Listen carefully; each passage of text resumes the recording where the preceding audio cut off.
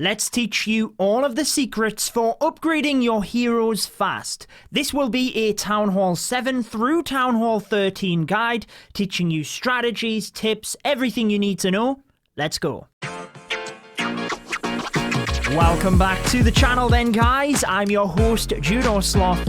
This video is your ultimate guide for upgrading your heroes fast. I will be honing in more on the Dark Elixir heroes, but I will be giving you some tailored advice for Town Hall 11 with the Grand Warden and Town Hall 13 with the Royal Champion. But I've researched a lot for this video. I've split it up into different sections via video chapters, initially going over general tips, how you should prioritize the upgrades, then we will go over bases, strategies, and pro tips at the end, because I like to bring educational but entertaining Clash of Clans videos. So if that's the type of content you want to see, I would recommend subscribing and also turning on the notification bell. Remember, you can help to support your favorite creator in-game by using their code before making any purchases. Mine is code JUDO, and it is much appreciated, my friends. Starting out with a few general tips. Many of these might be basic for a lot of you, but it is important you get this part right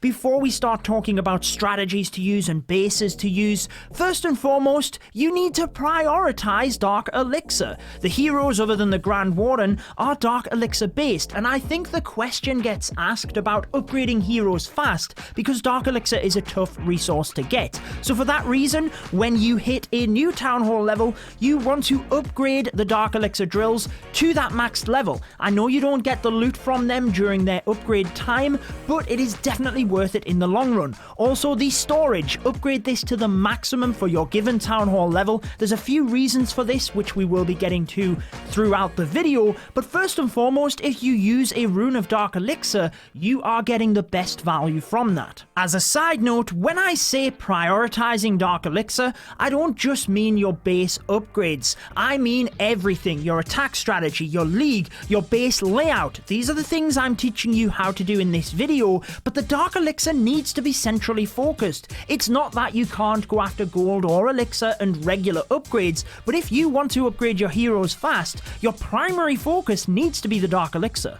That includes builder management. This is hugely important. I can teach you how to farm Dark Elixir, but once you get it, you need to be able to spend it. Time is very important, so my advice would be to have 2 builders reserved for hero upgrades only, and your target is to have those 2 builders working constantly on your heroes. The reason for that is most of the players asking on how to upgrade their heroes fast, I believe, are Town Hall 9 and 10 players, where you have your Barbarian King and your Queen. The grind to get them to level 30 then 40 really seems to be a little bit more difficult than when you are higher level, and the Dark Elixir is a little bit more easy to come by. However, at Town Hall 11 and 13, I probably would still prioritize 2 builders, although if you do have more resources, you can obviously upgrade more than that. Another quick point on the 2 builders is that you want to rotate the upgrades as well. So when you get to the point where it takes 7 days for your Archer Queen and Barbarian King, you would upgrade one of them one day and then the other one 3 to 4 days later. That means that as your Barbarian King is upgrading, you're farming the Dark Elixir to upgrade your Queen. Then as your Queen is upgrading, you're farming the Dark Elixir ready for when the 7 days of the Barbarian King is done, and then you have enough to upgrade your king again. You don't have to 100% stick to that upgrade schedule, but it does allow you to manage your Dark Elixir farming and upgrades a little bit more comfortably longer term, which raises the important point, which might seem like common sense, but you need to be actively farming. If you're not online and raiding people to get Dark Elixir, then you will never fill your storage as fast, therefore you will never be able to upgrade your heroes fast. I've got a couple of other quick tips before we teach you the farming strategies. First and foremost, if you are a free-to-play player, make sure to save onto the gems you earn to unlock the 5 builders. Once you have done that, keep an eye on the trader, because if the training potion is there for 25 gems, this is the best value and it will allow you to farm Dark Elixir within that hour incredibly fast. For free-to-play players, I would recommend continuing to use your gems on the training potion and to boost your army for farming, but if you have purchased gems, you are farming Dark Elixir faster than the heroes will upgrade, upgrade, keep an eye on the trader because for 500 gems, the Book of Heroes will probably be worth it for you. Okay, so now let's talk about the Dark Elixir farming range, where should you farm, and the defensive layouts before we teach you the attack strategies specifically. Now, I did a video talking about the best trophy range for farming with each Town Hall level, but that was in relation to quick, cheap farming armies. I did say within that, for Dark Elixir, you wanted to be a little bit higher. However, this is my recommendation for Dark Elixir specifically. For Town Hall 7 and 8, I think anywhere in the Gold League is the best place. You have to be conscious that the higher up in Gold League you go, the more likelihood you have of someone stealing your Dark Elixir as well. I have found that anywhere within that range is perfect. For Town Hall 9, the high Gold League to low Crystal League. I wouldn't push too high into Crystal because again, you need to be defensively protecting your Dark Elixir. However, for Town Hall 10 and above, Crystal and above is the leagues. I say that because people have different preferences. For Dark Elixir, you want a strong army. You will find Dark Elixir throughout Crystal from Town Hall 10 and above, but you could farm right the way up. At Town Hall 13, I personally like to farm in Titan 1 to practice for war. There's tons of Dark Elixir, so Crystal and above is the recommendation. For your base design, it goes back to prioritizing Dark Elixir. It should be centrally focused, difficult to get to. You can either build a base, copy one off your friends, or I have links for you in the description of this video, but I would recommend watching the next section on how to farm Dark Elixir first before you copy it. Basically, I went to the Clash Champs website, I had a look at each of the Town Hall levels for a base that I felt looked good against Dark Elixir. So there's a base link there for Town Hall 7, 8, 9, 10, 11, 12, and 13. You're welcome to copy them, but let's get to how to farm Dark Elixir for each of the Town Hall levels. Starting with Town Hall 7 and 8, I don't think you need a specific Dark Elixir farming strategy, I just stick with the Barch. For this one, try and prioritize the splash damage defenses towards the perimeter of the base. This will mean that your Barch is a little bit easier to get into the base. You want to take heavy focus on where the Dark Elixir is situated, not just with the storage, but also the collectors in that of the drills. In my 300 subscriber special video, 300 tips in one video, we gave a lot of tips regarding Dark Elixir and where it is situated. If your king is up and alive, use him as a meat shield before your Barch, but if not, you have your barbarians anyway. I like to take some wall breakers just to allow me into the base. The storage is not always towards the perimeter, it is sometimes in the center. Send the barbarians in first, followed by the archers to shoot over walls towards the Dark Elixir, and you also want to try and save onto a good group of them to get into the center of the base. This is where you might then consider using a rage or a heal spell to keep them alive and make sure they're doing maximum damage onto the Dark Elixir storage once they get to the center of the base. For Town Hall 9, there are two main popular Dark Elixir farming strategies. The second is my favorite, but I figured I would teach you both of them and you can select your favorite. Firstly though, we have the Goblin Knife. This involves creating a loot funnel on the outside of the base by taking out all of the collectors. Then you provide direct access to the Dark Elixir storage for your mass goblins. You can mix other troops into the army composition, such as giants, to tank the splash damages, particularly if both of your heroes are upgrading. You can also take wall breakers, but I like to take 2 jump spells to ensure I have access to the Dark Elixir storage. Use a rage spell over the top of it. Your main aim is to get the goblins to the storage, take it down, and then you're done. The second Dark Elixir farming army for Town Hall 9 is the Loonion. This is my personal favourite because it's easier to use at Town Hall 10 as well. The downside is that you do need to spend some Dark Elixir on minions, which for Goblin Knight you don't.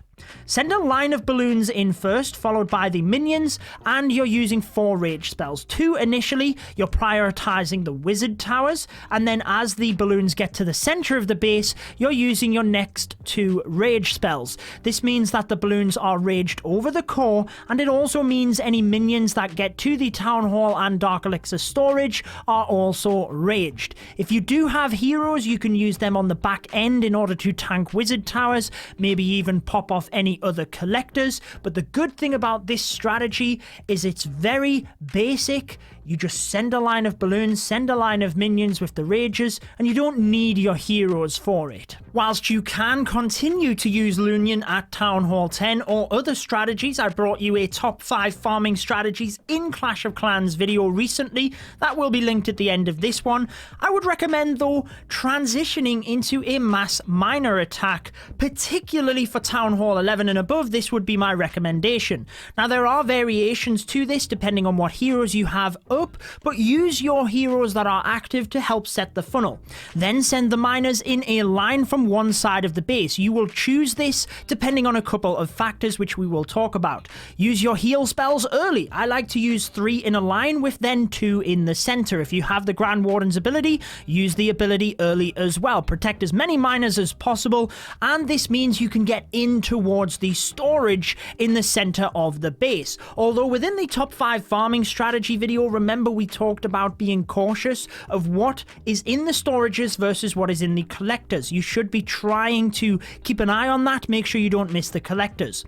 If you can, enter from the Town Hall side. The Town Hall is a storage, so you still get loot from that, but it also means it secures the victory. Miners are very powerful, they will keep you in your desired trophy range, and it means that you're not using any Dark Elixir. This is a full Elixir army, which is very important. When you're prioritizing Dark Elixir, you want to be using an Elixir-based army. The miners are incredibly strong. It will allow you to get the storage raids higher up. If you have your Queen active, I would recommend a Queen charge into miners. It's an even stronger attack, and it lets you practice for war. A couple of other top tips to finish off the video then. I hope this one has been helpful for you. Be sure to subscribe for more educational but entertaining content, and if you do have any questions on this, you can always pop by my live stream on Twitch. Link for that is in the description.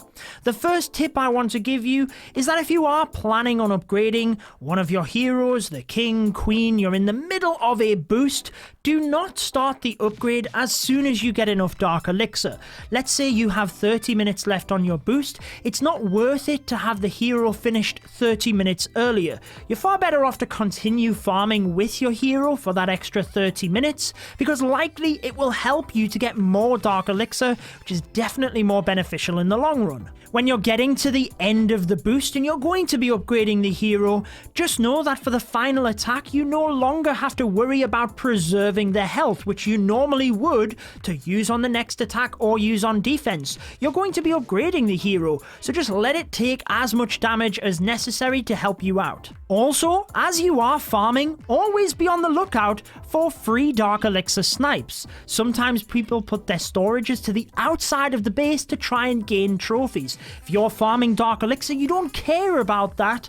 Take the free Dark Elixir. Sometimes if you get too high up in the trophy leagues and you need to drop to get to your desired level, you can actually search for bases like this as you are dropping and gain a whole ton of Dark Elixir. 2 other little tips if you're considering anything to purchase to help speed up your progress. The Gold Pass is 100% the best value, not just because of all of the perks you get, which is value in itself, but also the Season Bank can give you 250,000 Dark Elixir each and every month extra. That's an entire hero upgrade, maybe even more than that, depending on your level, because you tend to get a book of heroes as well. Now, for the Clan War League medals, I did a whole separate video breaking down a rewards guide.